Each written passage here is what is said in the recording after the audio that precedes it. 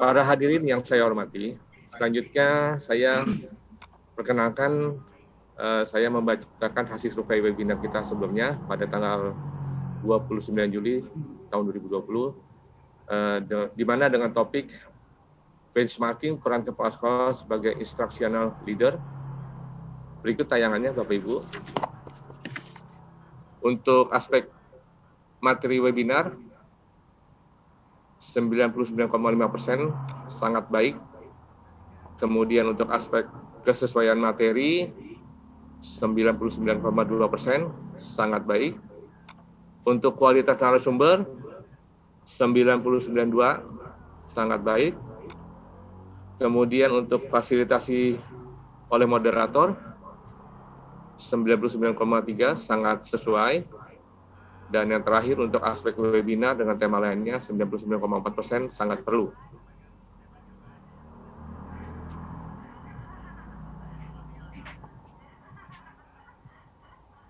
Hadirin yang berbahagia, untuk menjadi catatan kita bersama, bahwa seri webinar guru belajar ini terbuka bagi guru dan tenaga kependidikan, serta unsur pendidikan lainnya di seluruh Indonesia, dari Sabang sampai Merauke.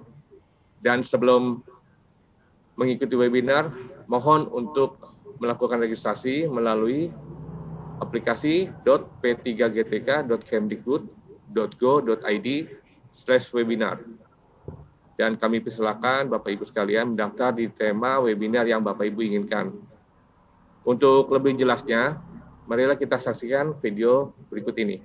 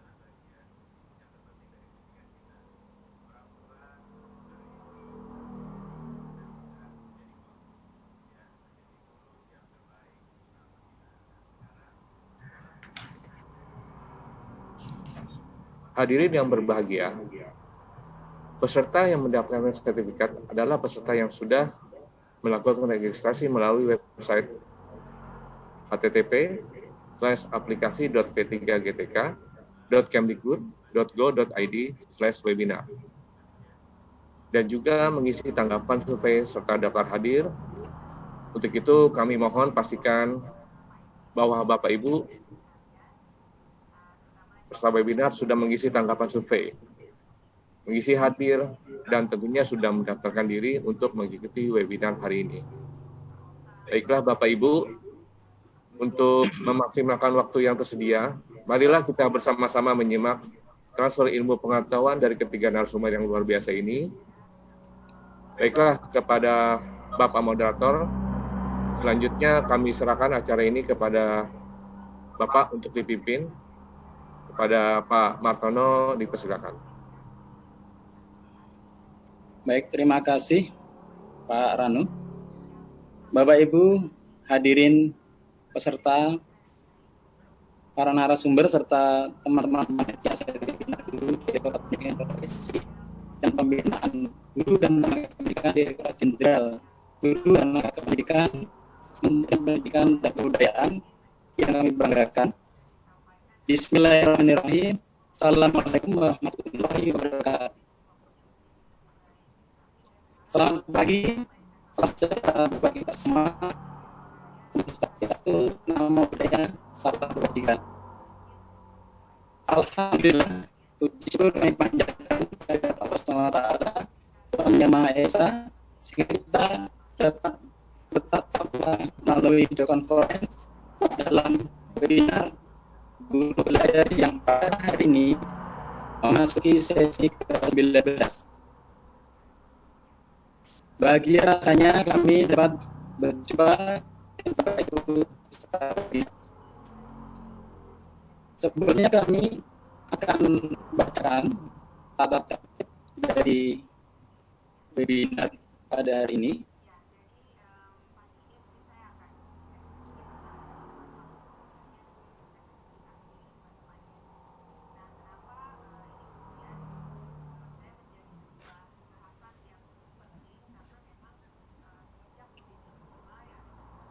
Ya. Yang pertama, serta diharapkan login dan join webinar. Alhamdulillah sudah kita laksanakan. Kemudian yang kedua, peserta dilarang keluar masuk room meeting selama acara berlangsung. Yang ketiga, selama acara berlangsung peserta harus selalu dalam keadaan mute. Yang keempat, peserta tidak diizinkan berbicara selama acara berlangsung tanpa seizin moderator. Kemudian yang kelima, pertanyaan kepada narasumber dapat dikirimkan melalui Q&A pada Zoom atau bagi peserta live streaming di YouTube dapat mengajukan pertanyaan melalui live chat yang tersedia. Mohon menuliskan nama, jabatan, dan asal instansi saat mengajukan pertanyaan. Yang keenam, peserta yang ingin bertanya langsung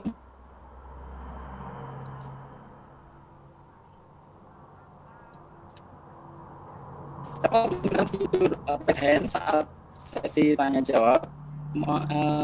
Yang sesi tanya jawab berlangsung untuk menggunakan paket tadi dan setelah menyalakan videonya. Kemudian narasumber dapat diberitahukan berikut. Yang 8, bagi peserta yang tidak mengikuti seminar maka tidak mendapatkan sertifikat. Yang 9, peserta harap mengisi survei tanggapan webinar dan data hadir melalui tautan berikut ini. Kemudian yang ke-10, akan ada sesi bersama di sesi akhir webinar. Peserta wajib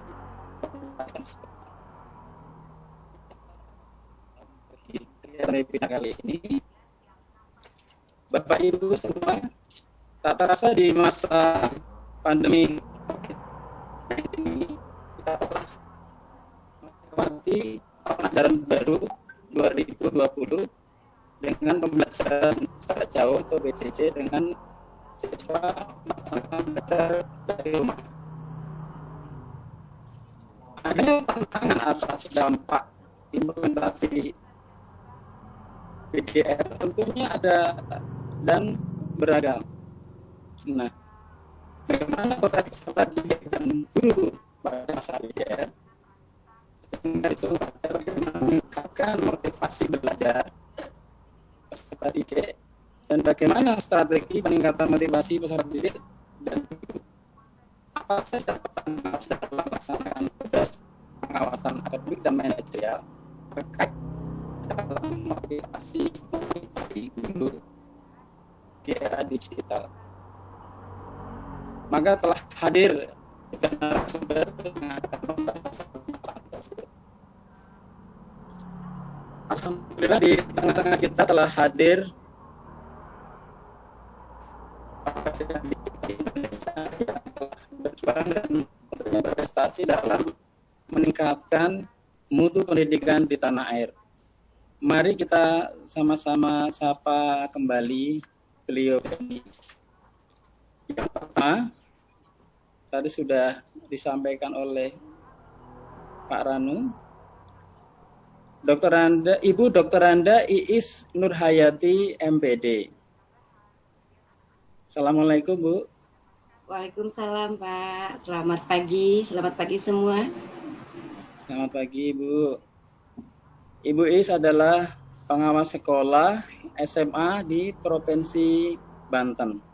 Prestasi-prestasi beliau antara lain adalah yaitu sebagai tim pengembang regulasi materi dan narasumber BIMTEK program induksi guru pemula pada tahun 2010 sampai 2015. Kemudian sebagai tim pengembang pedoman dan bahan BIMTEK diklat calon pengawas sekolah dan penguatan pengawas sekolah tahun 2015 sampai 2018. Kemudian sebagai tim pengembang pedoman dan bahan BIMTEK serta narasumber perencanaan kebutuhan guru Dikdas dan Dikmen pada tahun 2018.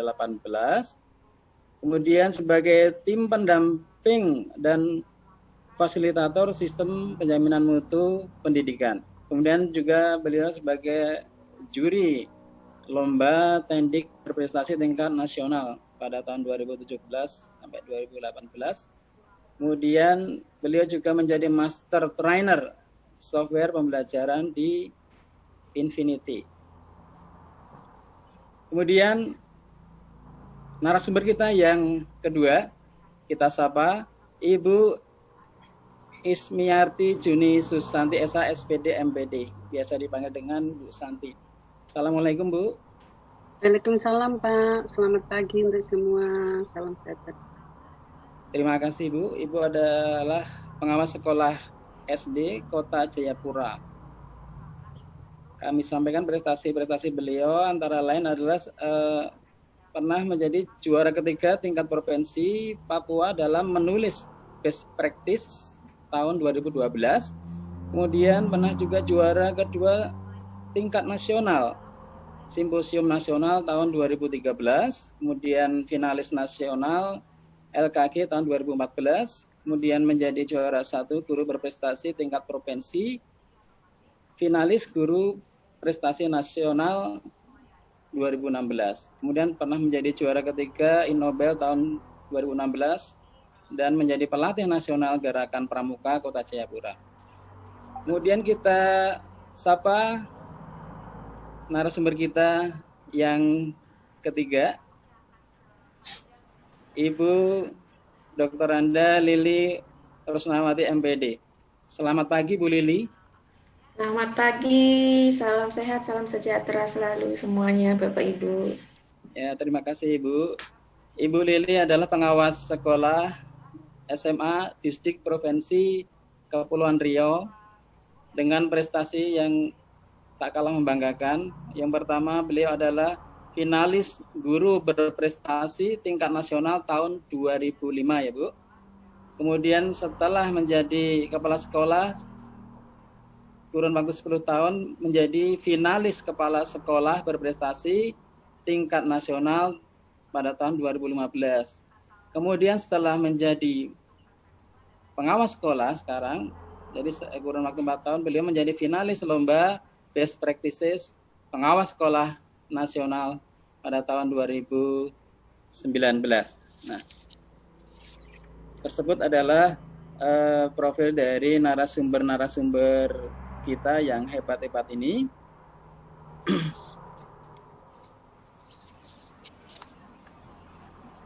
Bapak Ibu hadirin semuanya, tanpa berpanjang waktu, marilah kita simak paparan dari para narasumber kita ini. Yang pertama kami persilahkan kepada Ibu Iis Nurhayati. Silakan Ibu. Baik, terima kasih Bapak Martono selaku moderator yang luar biasa juga hari ini. Sehat ya Pak, Alhamdulillah. Alhamdulillah. Dengan berkoordinasi dan komunikasi semalam, Alhamdulillah hari ini berjalan dengan baik. Mohon izin kepada Ibu Santi dan Ibu Lili, saya ternyata didahulukan ya. Ya, kapanpun siap-siap saja ya tentu saja. Dan juga yang terhormat Bapak Ranu, juga Bapak Ibu yang dari GTK, serta yang kami banggakan adalah peserta hadirin baik melalui Zoom meeting maupun di live streaming. Selamat pagi, Bismillahirrahmanirrahim. Assalamualaikum warahmatullahi wabarakatuh. Alhamdulillah, puji syukur kepada Allah Subhanahu wa Ta'ala bahwa pada pagi hari ini kita bisa berkumpul di sini di dunia maya. Jauh tetapi dekat, dekat tetapi jauh, tetapi insya Allah dengan niat yang sama adalah untuk meningkatkan diri kita, termasuk saya yang di sini yang diberi kesempatan untuk berbicara, untuk menyampaikan pengalaman-pengalaman yang kami alami selama pandemi. Mohon izin saya paparan saya ya.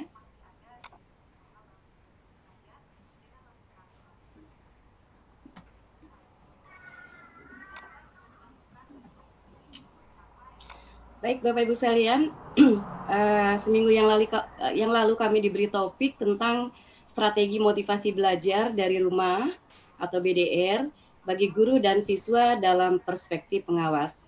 Saya mencoba memberi judul melawan COVID-19 dengan PSJJ COVID-19. Apa itu? Nanti akan kita lihat di sini Bapak Ibu sekalian. Ya. Jadi kami beri judul seperti itu.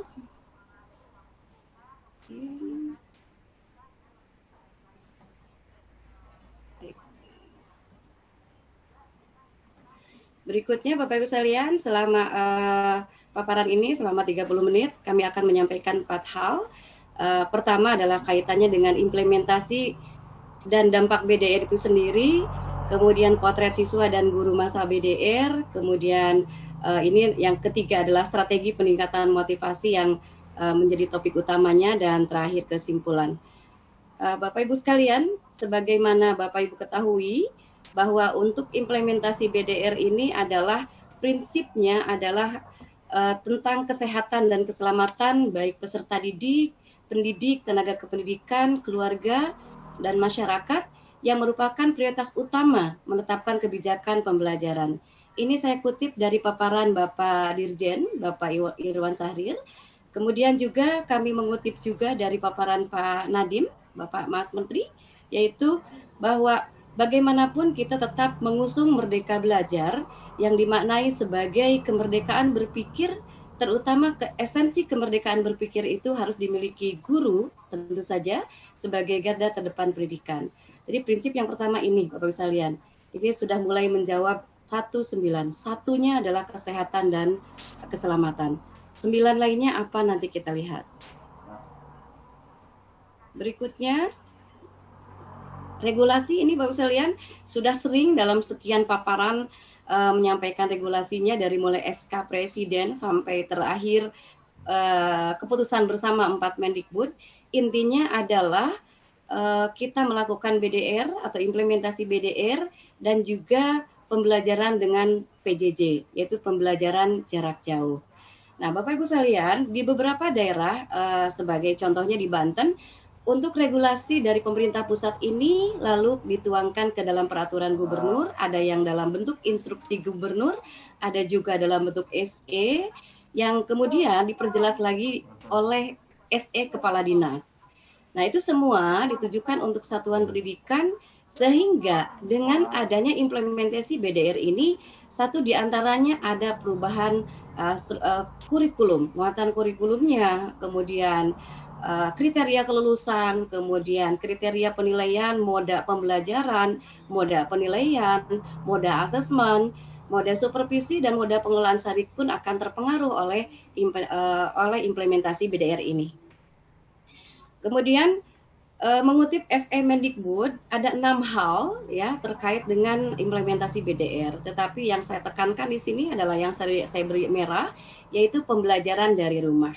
Dulu istilahnya bukan belajar dari rumah BDR, tapi di awal-awal saya ingat betul istilahnya adalah pembelajaran dari rumah, sehingga kami menyebut PBR.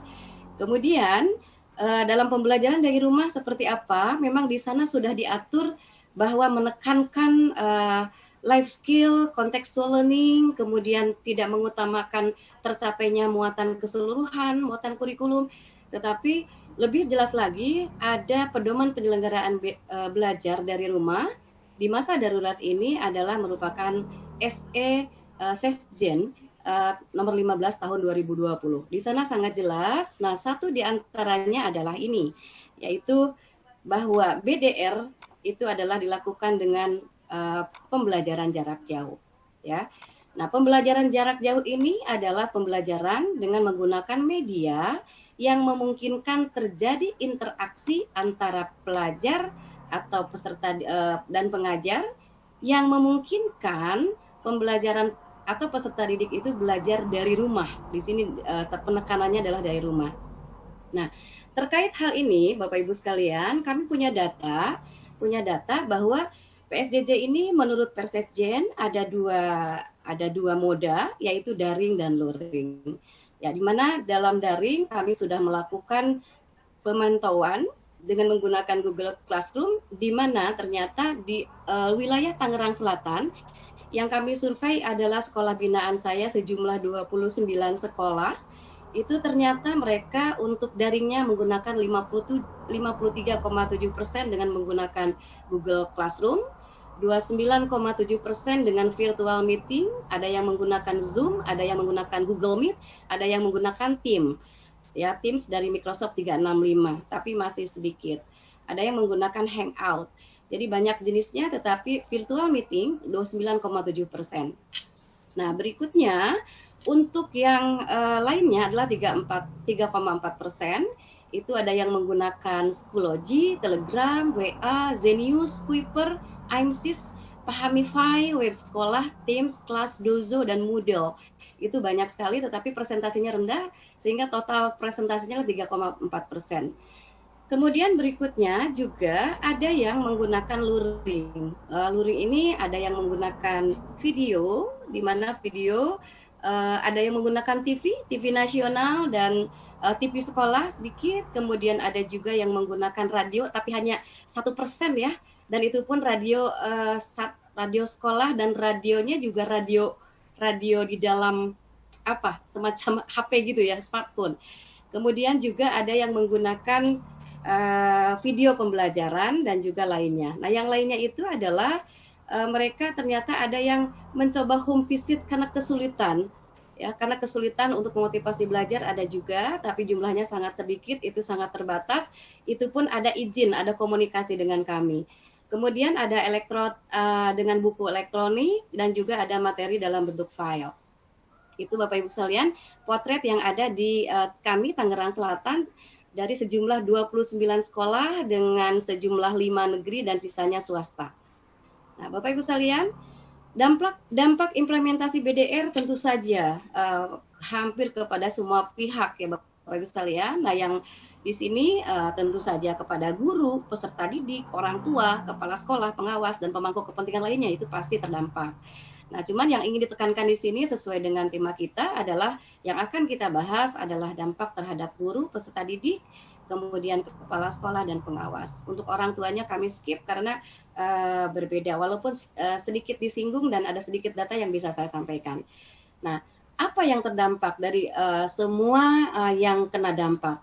Tentu saja terkait dengan kesehatan. Kesehatan di sini dalam arti bagaimana kita menjaga kesehatan, karena sesuai dengan apa yang sampaikan di awal, prinsip BDR ini, prinsip PJJ ini adalah untuk menjaga kesehatan supaya terhindar dari wabah COVID-19.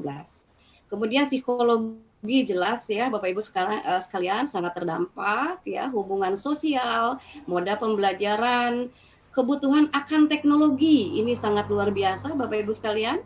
Dengan COVID ini maka mengakselerasi kita untuk melek IT Bapak Ibu sekalian. Semuanya, enggak guru, enggak siswa, orang tua, semuanya dipaksa, dipush oleh keadaan dan ternyata mempercepat literasi teknologi untuk hal ini.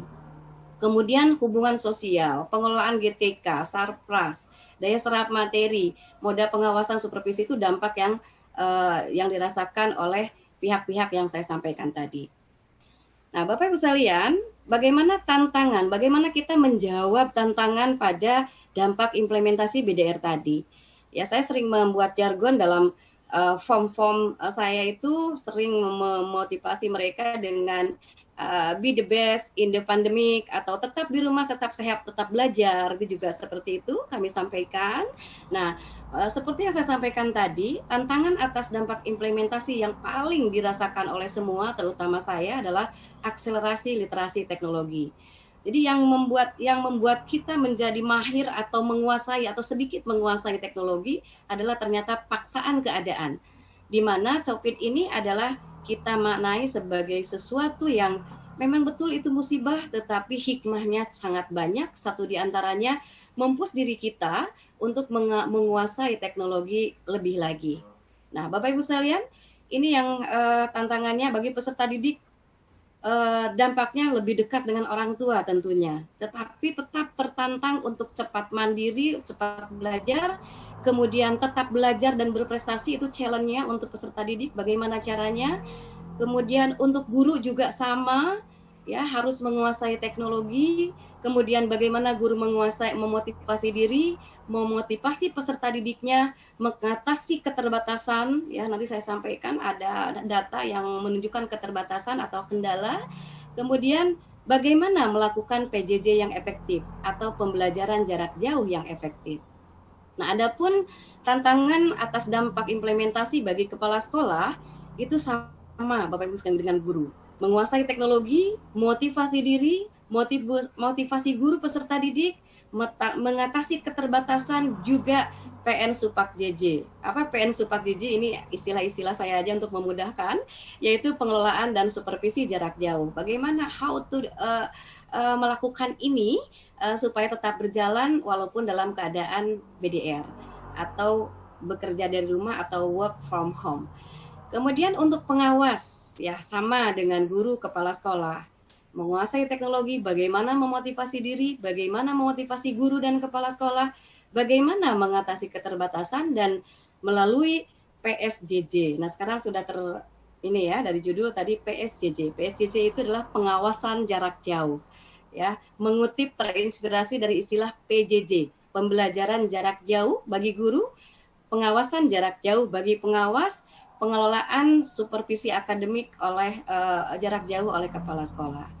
Kemudian orang tua. Nah, ini orang tua Bapak Ibu sekalian sangat seru ya kalau kita lihat YouTube atau informasi lainnya. Tetapi di samping itu ada hikmah yang sangat luar biasa, yang sangat jarang makan bersama, makan malam bersama dengan keluarga, jadi bisa sekarang olahraga bersama, ibadah bersama. Insya Allah mungkin akan mendekatkan. Di data selanjutnya saya punya data orang tua, tetapi karena topiknya bukan itu, saya tidak sampaikan di sini. Kemudian mendadak jadi guru, ini keluhan awal Bapak Ibu sekalian. Kenapa? Terutama di tingkat rendah ya. Untuk di SMA mungkin tidak terlalu terlihat. Jadi mendadak jadi guru. Nah, ini yang sudah mulai diatasi dengan moda-moda pembelajaran yang dilakukan oleh guru yang lebih proporsional. Kalau kemarin awal-awal tuh siswa merasa tertekan, terbebani karena tugas demikian banyak, orang tua tidak bisa apa-apa sehingga mereka mengatakan mendadak jadi guru. Kemudian orang tua pun tertantang untuk menguasai IT juga, kemudian tentu saja berpikir keras untuk membiayai fasilitasi BDR, sementara sebagian orang tua penghasilannya berkurang, tetapi bagaimana kebutuhan BDR ini dapat diatasi. Dan di sisi lain juga ada pendidikan keluarga jarak dekat, artinya mereka semakin lebih dekat. Itu hanya peristilahan saya saja. Baik.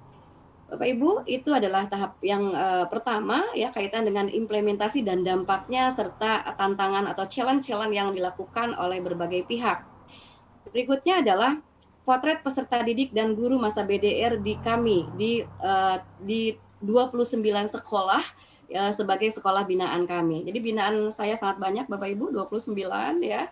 Mengaturnya juga sangat sulit terutama pada saat bimbingan individual dan tetapi itu luar biasa menyenangkan karena teman-teman kepala sekolah dan guru di Tangerang Selatan ini potretnya adalah potret haus ilmu semua ya rasanya, jadi senang bekerja sama dengan mereka.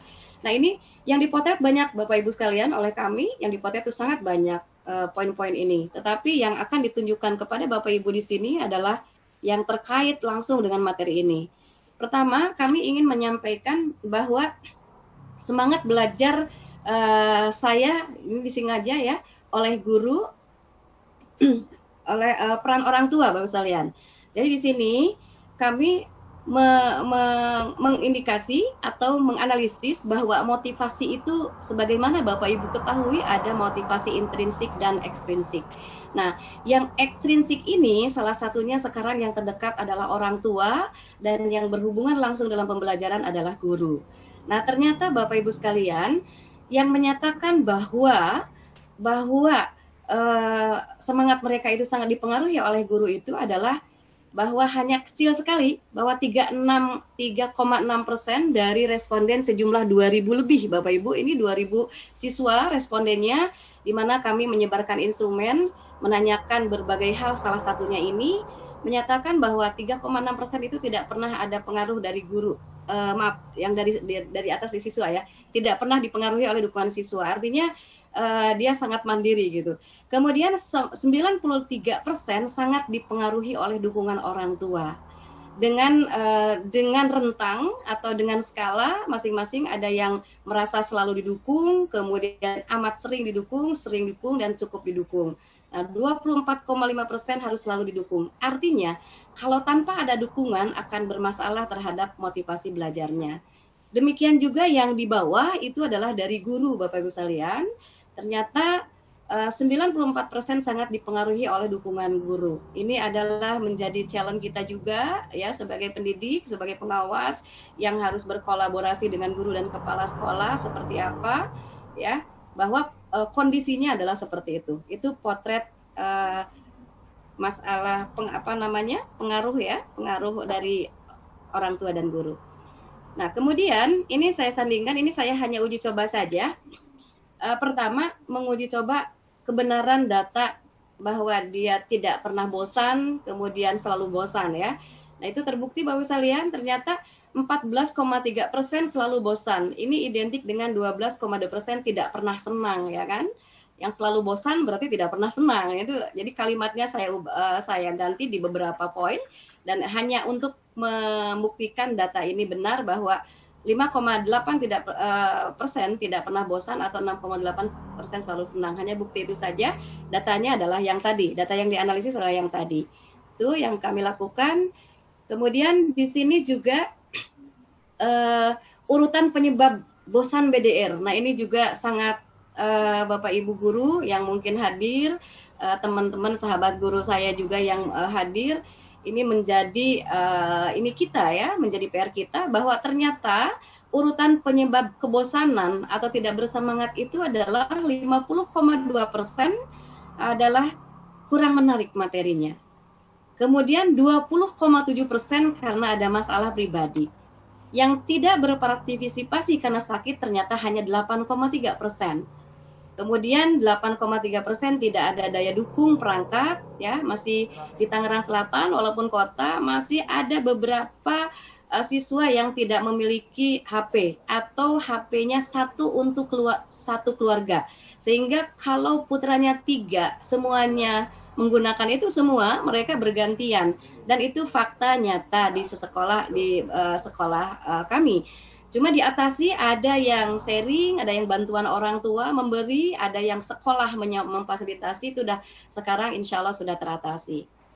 Kemudian kalau tingkat kebosanan tertinggi ya pada guru ya, ini Bapak Ibu sekalian ternyata jaringan.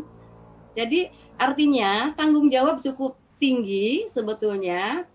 Tanggung jawabnya sudah sangat tinggi sekali melakukan pembelajaran, kemudian pengelolaan. Semalam pun kami diskusi dengan para wakasek kurikulum sekaitan dengan FGD pembelajaran. Ternyata mereka berbagai cara dan keren-keren inovasinya dalam pembelajaran, tapi ternyata terhenyak, motivasinya terhambat atau terkendala karena jaringan yang kurang baik. Nah, jaringan di sini adalah mungkin kuotanya atau apa seperti apa. Karena setelah disurvei mereka jaringan kuota itu milik pribadi semua Bapak Ibu. Hanya sedikit sekali sekolah yang memfasilitasi diberikan kuota oleh sekolah. Nah, kemudian itu adalah data yang tadi disampaikan, itu kami himpun di 30 Maret ya, 30 Maret artinya 2 minggu setelah tahap pertama BDR. Kondisi seperti itu. Nah, tetapi dengan melihat seperti itu, karena ini sudah di FGD kan sudah disampaikan juga kepada kepala sekolah, jadi beliau sudah tahu bahwa kondisinya kayak gitu, maka guru pun sama Bapak Ibu sekalian mengadakan upaya ya. Ini yang saya sampaikan adalah potret guru yang upaya guru dalam memotivasi siswanya, dalam motivasi diri, mohon maaf. Rehat sejenak, refreshing, kemudian restart perangkat. Nah, ini kaitannya dengan itu tadi, jaringan, tetap bersyukur, termotivasi jumpa siswa, istirahat, dan upgrade diri dalam penguasaan IT. Itu yang dilakukan oleh teman-teman. Kemudian inilah potret guru BK Bapak Ibu sekalian. Jadi guru BK masa pandemi ini juga kami potret ya, karena sangat menurut saya guru BK ini sangat berperan, sehingga kami perlu memotret kinerjanya mulai dari perencanaan sampai dengan hasil evaluasinya. Ternyata dokumen-dokumen mereka cukup baik, sudah di atas 50% kepemilikan mereka, tetapi untuk bukti fisik pelaksanaan programnya ini yang masih terkendala, tetapi menjadi bahan diskusi kami.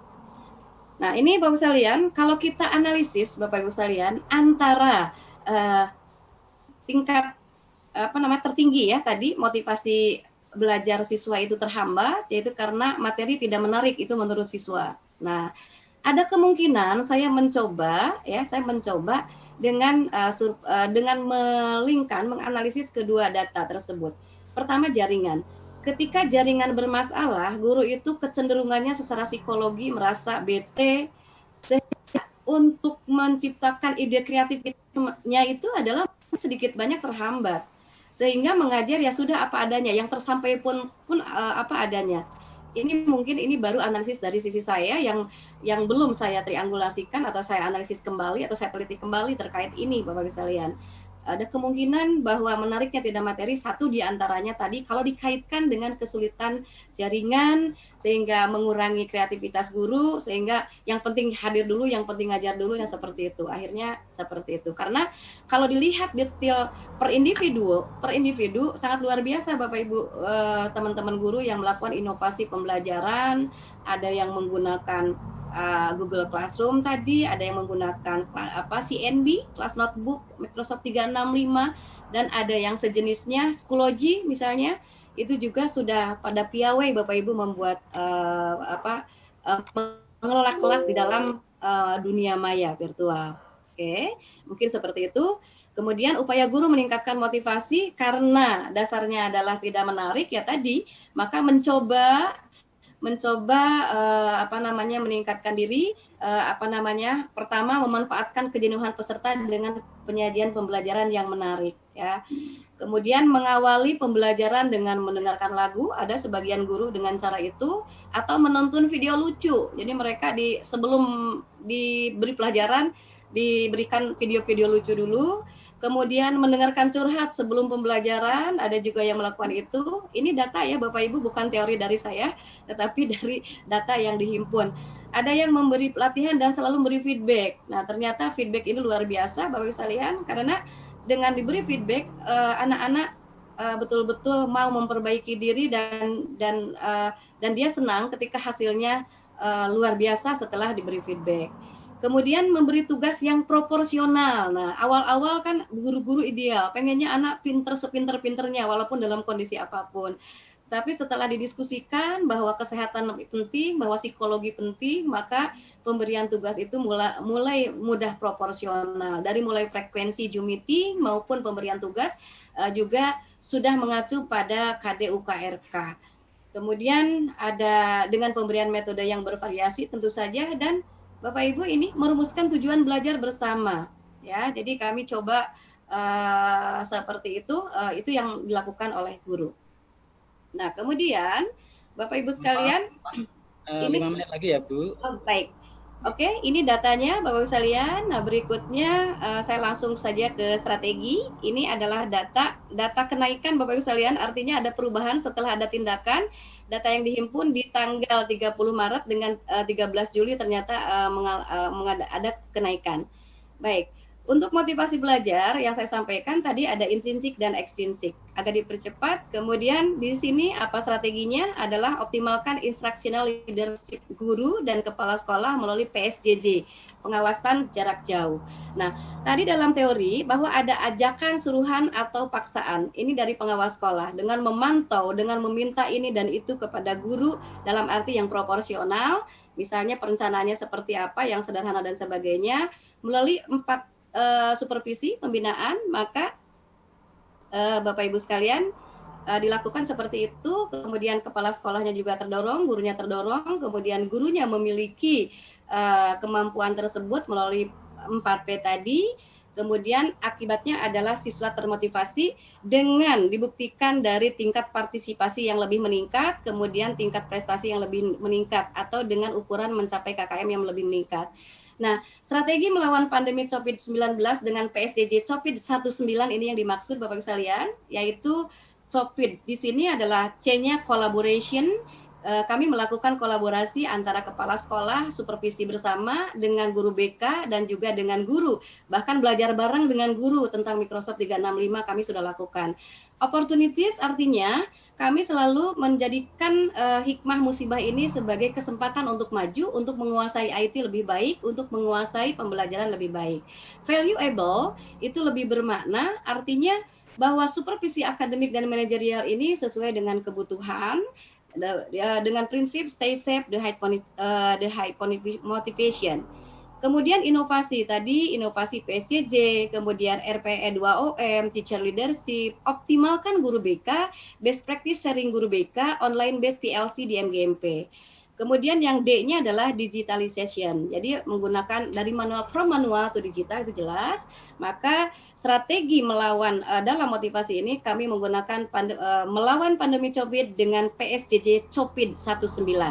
Nah, 19 adalah one principle and 9 goals. One principle adalah prinsip kesehatan. 9 goal adalah pembelajaran Paikem Gemrot berkelanjutan optimalisasi teknologi. Ini Bapak sekalian yang menjadi rangkuman dari apa yang saya lakukan, dibuatlah singkatan seperti ini. Kemudian ini adalah testimoni dari guru dan kepala sekolah untuk menunjukkan bahwa peran pengawas sangat penting. Jadi dengan adanya tekanan atau artinya pemantauan dari kepala sekolah, pembimbingan dan sebagainya, mereka termotivasi untuk lebih baik. Ini adalah siklusnya Bapak Ibu sekalian, dari mulai identifikasi, merancang strategi, menyusun dan menekan program, pelaksanaan program, evaluasi dan rencana tindak. Itu siklus yang biasa dilakukan. Tetapi mungkin di sini survei semuanya sudah menggunakan Google Form, kemudian pelaksanaannya juga semuanya adalah daring. Saya percepat karena intinya sama. Kemudian ini optimal BK, baik layanan belajar, layanan pribadi, layanan sosial maupun layanan karir. Kemudian ini adalah data hasil prestasi, ternyata dengan adanya kolaborasi motivasi antara kepala sekolah pengawas, kemudian guru BK, guru mapel dan orang tua, ternyata di sini mengalami kenaikan Bapak Ibu sekalian dari sisi prestasi. Jadi ini data yang diambil 30 Maret, kemudian yang di sisinya adalah data yang diambil pada 13 Juli 2020. Jadi cukup signifikan di situ Bapak Ibu sekalian kenaikannya. Kemudian untuk penutupnya adalah intinya Bapak Ibu sekalian, motivasi belajar peserta didik ini adalah meliputi intrinsik dan intrinsik, di mana salah satu motivasi ekstrinsik ini adalah diperoleh dari guru. Sehingga untuk memotivasi peserta didik dilakukan peningkatan mutu pembelajaran dari guru mapel atau guru kelas dan mutu peningkatan mutu layanan bimbingan konseling serta meningkatkan instructional leadership kepala sekolah melalui optimalisasi pengawasan akademik dan manajerial oleh pengawas sekolah yang ditingkatkan, sehingga motivasi peserta didik juga dapat ditingkatkan. Nah, strategi yang digunakan tadi melawan COVID-19 dengan PSJJ COVID-91. Demikian, terima kasih. Wabillahi taufiq wal hidayah. Wassalamualaikum warahmatullahi wabarakatuh.